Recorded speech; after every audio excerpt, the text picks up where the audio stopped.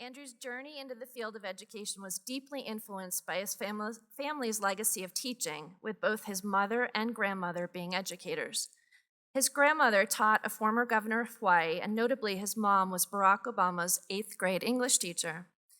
Andrew was invited to and attended the inauguration of President Obama in January of 2009. Andrew's academic path was diverse, starting with a major in physics, then math, and eventually earning a degree in neuroscience from Brown University. Before graduate school, he taught middle school creative writing and high school and AP physics. His passion for education was further fueled by his experience teaching in the Breakthrough Collaborative program, where he worked with low-income students. His curiosity about different educational systems led him to study abroad in Japan, where he interviewed students and teachers in an Osaka high school, and he observed the intense focus on testing and its impact on education. This experience sparked his interest in improving testing to enhance educational outcomes. You may know that Andrew attended and received his PhD in educational psychology and an MS in statistics from Stanford University. You may also know that Ed Hartle was his PhD advisor. You may not know, however, that Ed was not who Andrew had hoped to study with. Fueled by his time in Japan and his desire to further studies in international comparative education and testing systems, he sought out Tom Rowland, who wrote a book called Japan's High Schools, only to find out that Tom was retiring that year. Tom encouraged Andrew to find a different advisor, and Andrew found Ed. Andrew's early work with Ed laid the foundation for a career marked by innovation and a commitment to improving educational outcomes for all students.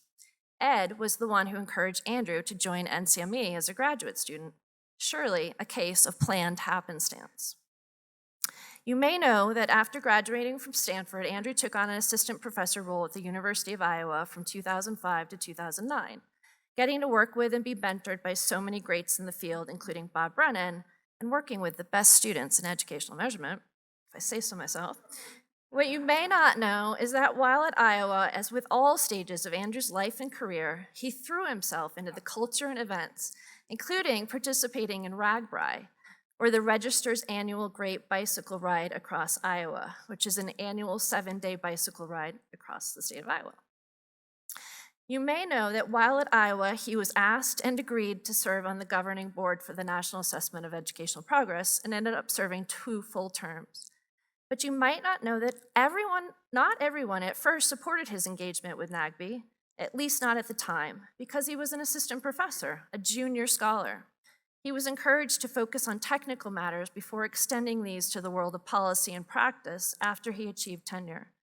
But that same mentor did later acknowledge that Andrew was an exception to the rule of technical study before extending to practical application. It was about this time that people started noticing that Andrew doesn't seem to age. He'll tell you, "I'm older than I look, I swear." The first remembered story of those in the measurement community questioning his age is when he presented at AURA in 2004-2005 in a session with Derek Briggs. This is them at that session. No, but yes, okay. In which they brought their overhead slides, which tells you a little bit about their age. And the discussant was Jim Popham, and his opening comment was, "These were some very interesting presentations, especially given that 2 of the participants don't appear old enough to be shaving yet." Apparently, Jack Buckley also has an archive of pictures of Andrew getting carded every time they went out during his NAGB days. I did find some evidence of Andrew aging. Speaking of NAGB, Andrew is proud of his service to NAGB, and perhaps more than any measurement specialist in NAGB history, he trumpeted the fundamental purpose of NAEP as a tool for monitoring trends in student achievement.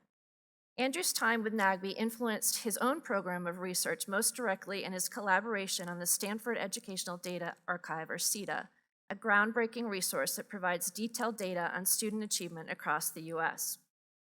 SEDA reflects Andrew's commitment to ensure that high-quality educational measurement can be used to facilitate and inform real-world policies and practices.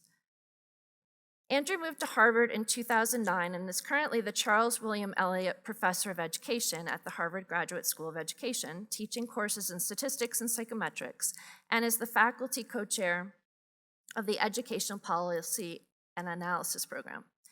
You may know that Andrew is known, missed one. He also has a side gig modeling for Harvard's stock picture of an academic series. Sorry, I couldn't help that one. All right.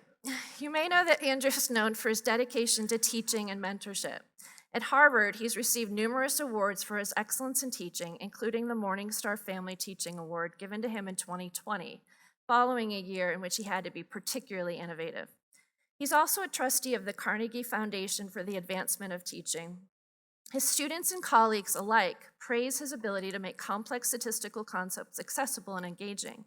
In particular, he's a man of effective verbal and visual tools and has, over his years of teaching, introduced a variety of ways, self-proclaimed gimmicks, to help his students remember complex statistical concepts. One student stated that his demonstrations frequently include objects like Play-Doh and Slinkies. His classroom demeanor is inspiring and, frankly, hugely entertaining. He's also shared his love of plushies with his students with the hope that making distribution theory into a soft, squeezable toy, statistical concepts will be less stress-inducing and remembered more readily. I'm sure you have it with you, don't you? Andrew always seems happiest when he is teaching and describing relationships and data with hand gestures. At Harvard, Andrew found guidance from Daniel Koretz, who mentored him with relentless rigor and kindness. Following in his footsteps of this mentor in 2021, Andrew was elected to the National Academy of Education in honor of his valuable contributions to educational research and policy development.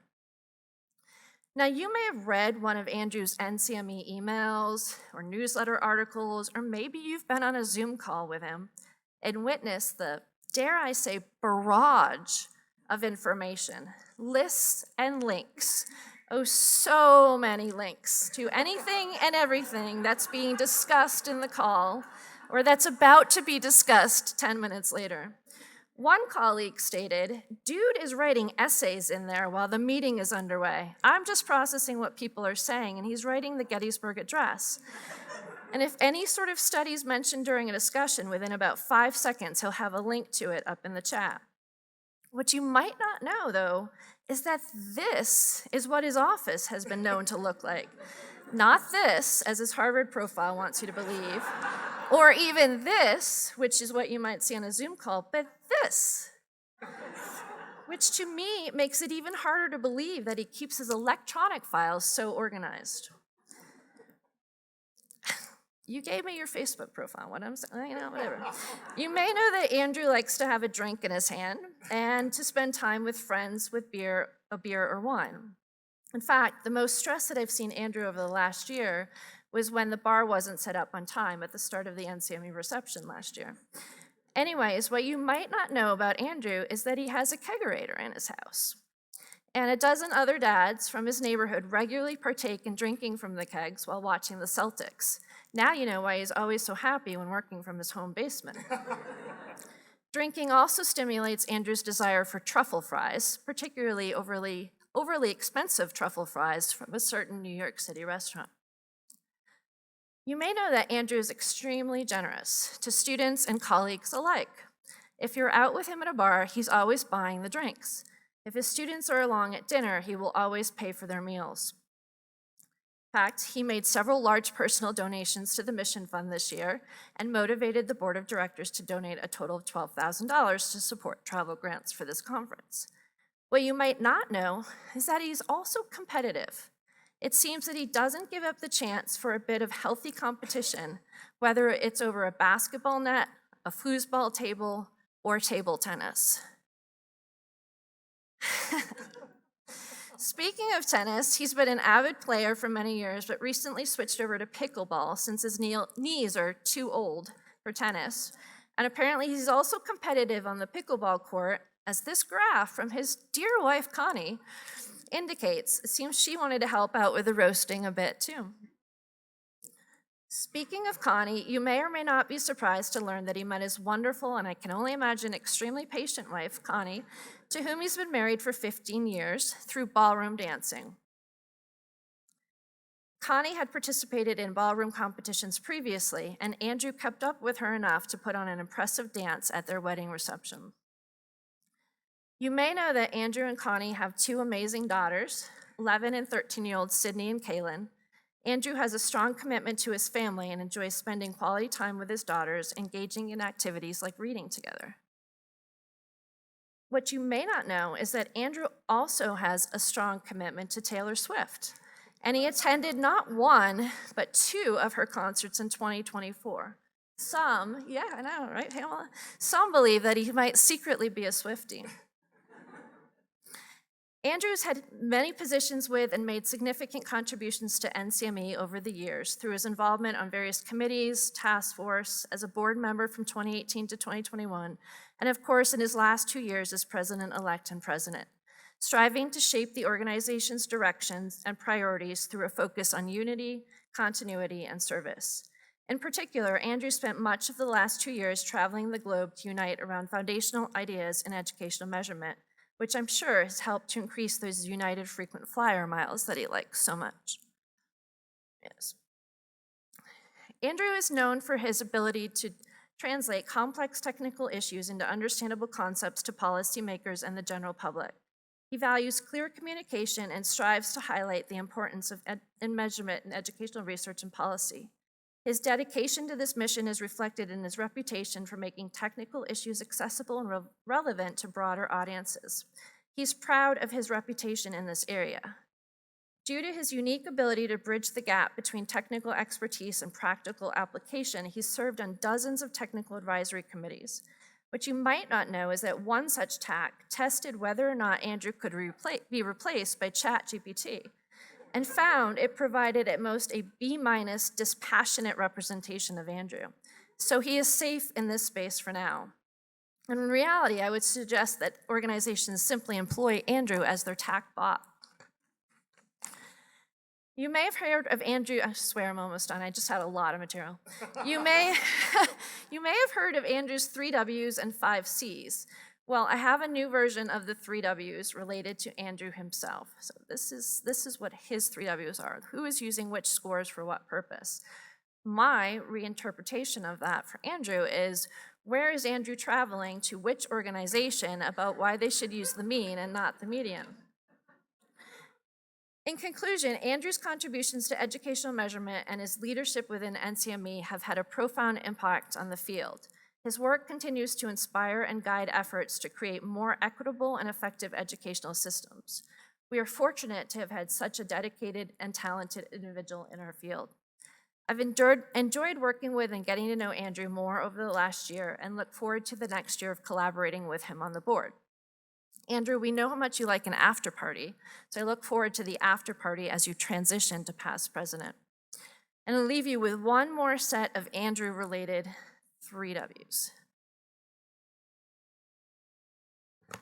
And that goes back in.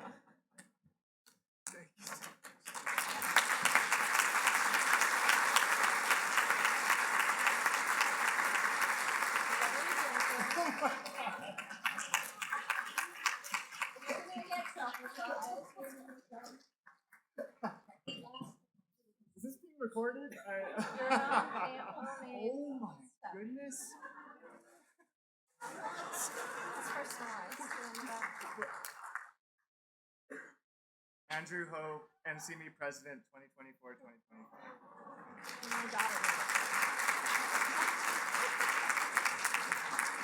Thank you so much.